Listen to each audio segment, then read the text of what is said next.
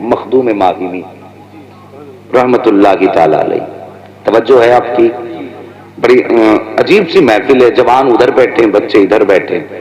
خیر کوئی بات نہیں، جہاں بھی ہو میں اٹھنے نہیں کہوں گا، حضرت اٹھا لو تو لوگ گھر کو بھی چلے جاتے ہے. بیٹھے چلیے جیسے بھی اچھے لگ رہے ہیں آپ. مخدوم ماہمی، بچپن کا زمانہ. ماں سے کہنے لگے امی میں علم دین سیکھنا چاہتا ہوں. اتنا کہا نا، ماں کہنے لگی بیٹے اس وقت ایسے مدرسے نہیں تھے جیسے آج گھر کے دروازوں پہ مدرسے. ہمیں تو علم کی قدر ہی نہیں رہ گئی. کوئی کہتا مولوی، وہ کہتا زکوٰۃ خور جا رہا ہے، کوئی طالب علم وہ کہتا چندہ خور جا رہا ہے. شرم نہیں آتی یار؟ یہ وہ جا رہے ہیں جن کے کاندھے پہ مصطفیٰ کے دین کا بوجھ رکھا ہوا ہے. ہمیں تو ان کے قدموں کی خاک اٹھا کے چومنی چاہیے تھی. وہ ہم نے انہیں گالیاں بکنا شروع کر دی. علماء فرماتے ہیں، بزرگوں نے فرمایا جو علماء کی توہین کرے وہ کچھ اور چیک نہ کرے بلکہ اپنا نسب چیک کر لے جا کر کے. علماء کی وہی توہین کرے گا جس کا نسب اچھا نہیں ہوگا. یہ یاد رکھیے. مجھے اس کی پرواہ نہیں رہتی دوبارہ کوئی بلائے گا کہ نہیں بلائے گا، لیکن میں چاہتا ہوں اپنی قوم سے کچھ باتیں ایسی کر جاؤں جو وہ عمل کریں تو شاید قیامت میں اتنا تو کام آ جائے. کہیں کہ یار ایک آیا تھا مولوی کچھ باتیں بتا کے گیا، یہاں کام آ گئی ہیں. میرا اپنا مزاج ہے. تو کچھ لوگ علماء کو گالی دیتے ہیں. آج گھر گھر مدرسے ہیں، لیکن اس وقت مدرسہ پاس میں کسی کے نہیں تھا. دور دور مدرسے ہوتے تھے شہروں میں. ماں میں پڑھنے کے لیے جانا چاہتا ہوں. ہماری ماں بہنیں بھی بیٹھی، یہ بھی سنیں.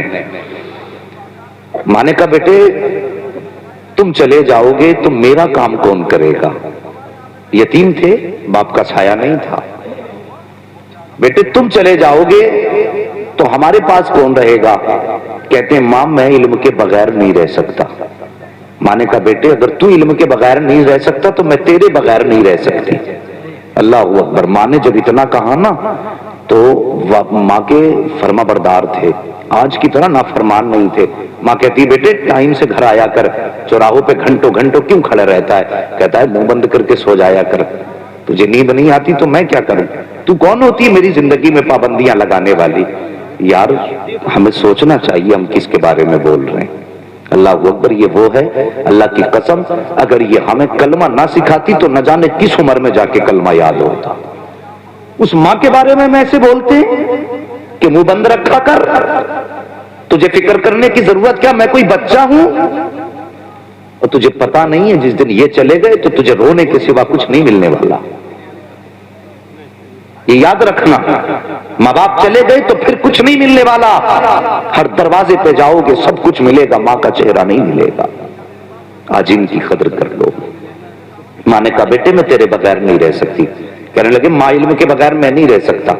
ماں نے کہا نہیں بیٹے جائے گا نہیں. جیسے اتنی بات ماں نے کہی نا جائے گا نہیں تو رونے لگے. اللہ اکبر. ماں کے آنچل سے لپٹ کے روئے. ماں میں تیرے پاس رہوں گا. لیکن علم کا عشق تھا ان کو، شوق تھا. بغیر علم کے زندگی مشکل تھی. ایک دن روتے روتے دریا کے کنارے چلے گئے. کون سا دریا؟ وہی سمندر جو ساحل سمندر ہے. کنارے پہ ٹہلنے لگے. ٹہلتے رہے، آنسو بہاتے رہے. اچانک اچانک اچانک بڑا نورانی چہرہ جس کو دنیا حضرت خضر علیہ السلام کے نام سے جانتی ہے، جیسے وہ چہرہ نگاہوں کے سامنے آیا. اللہ اکبر. چہرہ دیکھ کے مسکرائے. کہا بچے کیوں رو رہے ہو؟ کہنے لگا حضرت مجھے بس میرے اپنے معاملے پہ رونا آ رہا ہے. کہا بیٹے بتا تو صحیح. حضرت مخدوم ماہمی نے کہا تھا سرکار یہ میرا معاملہ ہے، آپ جائیے. اللہ اکبر. مگر وہ خضر تھے، آئے ہی انہی کے لیے تھے. کہتے ہیں بیٹے بتا پریشانی کیا ہے؟ کہتے ہیں حضرت میں پڑھنا چاہتا ہوں، ماں جانے کی اجازت نہیں دیتی ہے. میں ماں کا دل توڑ کے نہیں جانا چاہتا. حضرت خضر فرماتے ہیں بیٹے بات یہ ہے اگر تم جانے کی اجازت تم کو نہیں ملی ہے تو میں تم سے وعدہ کرتا ہوں روز یہیں آیا کرنا، میں تمہیں پڑھا کے جایا کروں گا. اللہ اکبر. اتنا سنا حضرت خضر کی، حضرت مخدوم ماہمی کی دل کی دنیا بدل جاتی ہے. مارے خوشی کے اب بھولے نہیں سماتے ہیں. روز آتے ہیں اللہ کا خضر پڑھا کے جا رہا ہے. روز آتے ہیں اللہ کا خضر پڑھا کے جا رہا ہے. جب کئی دن گزر گئے تو ایک دن ماں نے کہا تھا، ماں نے پوچھا تھا لخت جگر کہاں جاتے ہو, نور نظر غائب ہوتے ہو پتہ نہیں چلتا ہے. لیکن حضرت خضر نے ایک وعدہ کیا تھا, بیٹے مخدوم ایک وعدہ کرو. کہا کون سا وعدہ؟ کہا کسی کو یہ راز بتاؤ گے نہیں کہ میں پڑھانے آتا ہوں. اگر جس دن تم نے یہ راز کھول دیا اس کے بعد میں پڑھانے کے لیے نہیں آؤں گا. حضرت مخدوم ماہمی نے حضرت خضر سے وعدہ تو کر لیا, لیکن کئی دن کی غیر حاضری کے بعد جب ماں نے کہا تھا بیٹے کہاں جایا کرتے ہو, اتنا سوال سنا نا تو ماتھے پہ پسینہ آ گیا. سوچنے لگے اگر بتاتا ہوں تو خضر روٹ جائیں گے, اگر نہیں بتاتا ہوں تو ماں روٹ جائے گی, اگر ماں روٹ گئی تو رب روٹ جائے گا. اللہ اکبر, یہ سوچ کے آپ شش و پنج میں ہیں. ماں نے کہا تھا لخت جگر چپ کیوں ہے, آج تک تو نے مجھ سے کوئی راز نہیں چھپایا, کیا کوئی اہم بات ہے جو چھپانا چاہتا ہے؟ کہتے ہیں ماں تجھ سے زیادہ اہم کون سی بات ہوگی, زندگی میں سب سے زیادہ اہمیت تیری ہے. ماں نے کہا بیٹے پھر بتا تو صحیح کہاں جاتا ہے؟ حضرت مخدوم ماہمی کی آنکھوں میں آنسو بھر آئے. ادھر خضر کی جدائی, ادھر تعلیم سے دوری کا جب منظر سامنے آیا, آنکھ میں آنسو آئے. کہنے لگے ماں آج تو نے پوچھا ہے تو بتاتا ہوں, میں کہیں اور نہیں جاتا. دریا کے کنارے ایک شخص آتا ہے جو مجھے علم دین پڑھا کے جایا کرتا ہے. ماں نے اتنا سنا بیٹے کی پیشانی چومی اور چوم کے کہا تھا بیٹے آج کے بعد میں تجھے روکوں گی نہیں, روز تعلیم حاصل کرنے کے لیے جانا. اتنا سنا چیخ نکلی مخدوم ماہمی کی. کہتے ہیں ماں جس خزانے کے لیے جاتا تھا اب وہ خزانہ میرے ہاتھوں سے جا چکا ہے. ماں نے کہا تھا بیٹے کیا کوئی پڑھانے والا روٹ گیا ہے یا کوئی غلطی تجھ سے ہو گئی ہے؟ کہتے ہیں ماں تجھے کیسے بتاؤں, جب مجھے پڑھانے آتا تھا اس نے وعدہ کیا تھا کہ اگر یہ راز کسی کو نہیں بتاؤ گے تو روز پڑھانے آیا کریں گے, جس دن بتا دو گے اس کے بعد پڑھانے نہیں آئیں گے. اے ماں آج یہ راز تجھ سے بیان کر دیا ہے. ماں آج مجھے پڑھانے والا نہیں آئے گا, آج کے بعد مجھے دین سکھانے والا نہیں آئے گا.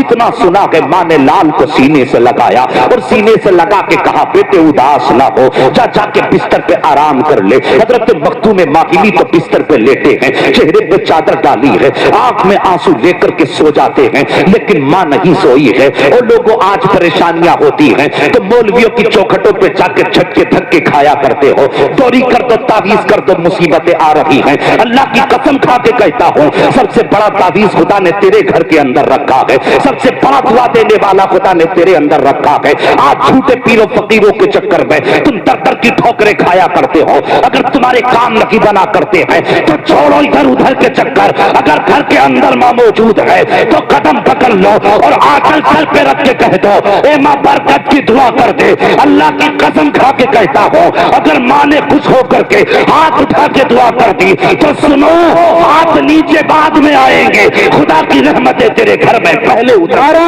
تکبیر, نعرہ رسالت, علماء اہل سنت, جشن غوث الورا, نعرہ تکبیر, نعرہ رسالت. ہاں جس سے ہمیں مانگنا تھا اس سے ہم نے سبحان اللہ, سبحان اللہ. جس سے ہمیں دعائیں لینی تھی کبھی مڑ کے اس کی طرف نہیں دیکھا. یہ دنیا بڑی بے وفا ہے, اتنی بے وفا دنیا. اللہ اکبر, جس ماں نے 9 ماہ تک پیٹ کے اندر رکھ کے پالا, 2 سال تک اپنے سینے کا خون پلایا دودھ کی شکل میں, اور جب تیرے بازو میں طاقت آ گئی تو کمانے دھمانے لگ گیا, تیری شادی ہو گئی تو بس ایک رات کی دلہن نے تیرا رخ ہی بدل کے رکھ دیا. کیا یہ گھر گھر کی کہانی نہیں ہے؟ آج فون آتے ہیں بوڑھوں کے, کہتے ہیں حضرت دعا کرنا بچے گھر سے نکال رہے ہیں. یار کلیجہ ٹکڑے ٹکڑے ہوتا ہے, کیا کریں ہم, کس کس کو سنبھالیں. ماں باپ کو دعائیں کرانے کی ضرورت پڑ رہی ہے اور پھر کہتے ہو قیامت کب آئے گی. جب تم ماؤں کو دھکے دو, باپ کو گھر سے نکالو اور باپ تنہائی میں بیٹھ کے روئے تو پھر پوچھنے کی ضرورت نہیں قیامت کب آئے گی. سمجھ لو قیامت قریب آ گئی ہے. تم نے ہوش کیا سنبھالا, 2 روپے کمانے کیا لگ گئے. تم تو پردیس بیگ ہاتھ میں لے کے چلے, بیوی سے کہا ٹھیک ہے اتنے دن بعد آؤں گا. بوڑھی ماں دروازے پہ بیٹھی رہی, ایک بار بیٹا مڑ کے میری طرف دیکھ لے. ہم نے اس کے بڑھاپے کی طرف پلٹ کے بھی نہیں دیکھا. اور تجھے کیا لگتا ہے تیری جو جیب میں آ کے پیسہ گرتا ہے یہ تیری محنت کا سبب ہے؟ اللہ کی قسم یہ تیری محنت کا سبب نہیں ہے, تیرے ماں باپ کی دعاؤں کا نتیجہ ہے. اور جاتے جاتے تو نے جنہیں سلام تک نہ کیا, یہ ان کی دعاؤں کا پھل ہے جو آج تو اپنی زندگی میں دولت کی شکل میں دیکھ رہا ہے. اور کبھی گھر سے جاتے وقت مڑ کے ایک بار بوڑھی ماں کو بھی دیکھ لیا کر، پردیس سے آیا کرے ڈائریکٹ بیوی بچوں میں تو تجھے رہنا ہی ہے۔ وہ ماں جو رات و دن یہ نہیں سوچ کے نہیں سوتی پتہ نہیں بیٹا کس حال میں ہوگا۔ میں نے ایک صاحب کو بیان کرتے سنا، وہ اپنی کہانی بتا رہے تھے، کہنے لگے حضرت میں پردیس میں تھا، طبیعت خراب ہوئی، دوسرے ملک میں تھا، جب میں واپس آیا میری ماں نے مجھ سے کہا بیٹے اتنے مہینے پہلے بتا تیری طبیعت خراب ہوئی تھی؟ غور کرو، ماں نے کہا بیٹے اتنے مہینے پہلے تیری طبیعت خراب ہوئی تھی؟ بیٹا کہنے لگا ہاں ماں تجھے کیسے پتا؟ کہنے لگے بیٹے میرا دل نہیں لگ رہا تھا، مجھے ایسا لگا جیسے میرا بیٹا پریشانی میں ہے۔ یار اللہ نے ماں کے دل کو تجھ سے اتنا قریب کیا کہ تو 7 سمندر پار تیرے پیٹ میں درد ہو تو ماں کا دل بے چین ہو جاتا ہے، پھر تجھے ایک بار بھی اس ماں کی یاد نہیں آتی؟ تو پردیس جائے تو اس ماں کی زبان نہیں سوکھتی تیرے حق میں دعا کرتے کرتے، بیوی بچے تو یہ سوچ کے سو جاتے اب 8 دن بعد آئے گا تو اتنا پیسہ لائے گا، لیکن ماں جب لیٹتی ہے کہتی اللہ میری خیر ہے میرے بیٹے کو سلامت رکھنا۔ آج ہم ان ماؤں سے دعائیں نہیں لیتے۔ اللہ اکبر، توجہ ہے آپ کی؟ اللہ آپ کو سلامت رکھے۔ میں عرض کر رہا تھا حضرت مخدوم ماہمی بستر پہ لیٹ گئے، منہ پہ یوں چادر ڈالی اور لیٹے، اللہ اکبر، ماں نے آنچل اٹھایا، میرے مالک میرے بیٹے کے تعلیم کے غیب سے اسباب مہیا فرما دے۔ ماں کا اتنا کہنا ہوا، اگلا دن جب آیا حضرت خضر علیہ السلام کو وہ وقت جب آیا نا جس میں جاتے تھے حضرت مخدوم پاک، تو وہ وقت یاد آیا، کہنے لگے چل یار آج خضر تو نہیں آئے گا، اس جگہ کو چل کے دیکھ لیں جس جگہ پہ وہ آنے والا بیٹھ کے پڑھایا کرتا تھا۔ یہ عشق تھا تعلیم سے مخدوم ماہمی کا، اللہ اکبر، یہ عشق تھا ان کا۔ کہتے چل اس جگہ کو دیکھ لی، یہ سوچا دل میں خیال آیا چل نکلتے ہیں۔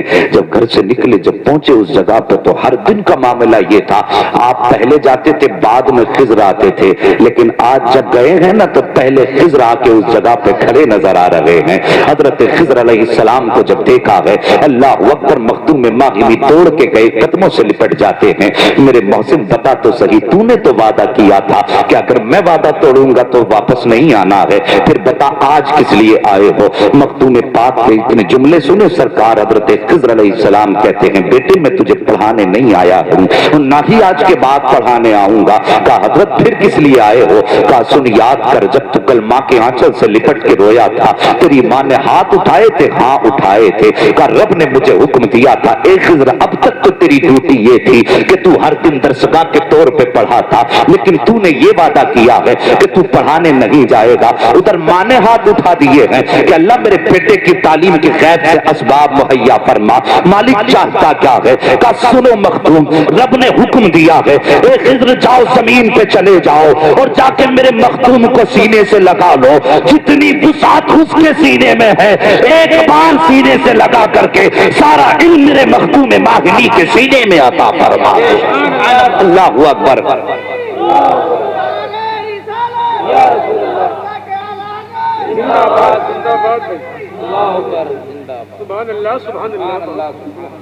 او لوگوں، میں نے کہا تھا رب پہلے علم دیتا ہے پھر ولایت کا تاج دیتا،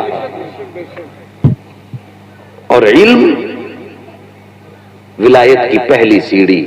ہاں ہاں تم نے بال لمبے کر لیے کمر تک، اس کو ولایت کی ڈگری سمجھ کے لوگوں کو سمجھانے لگے ہم ولی ہو گئے۔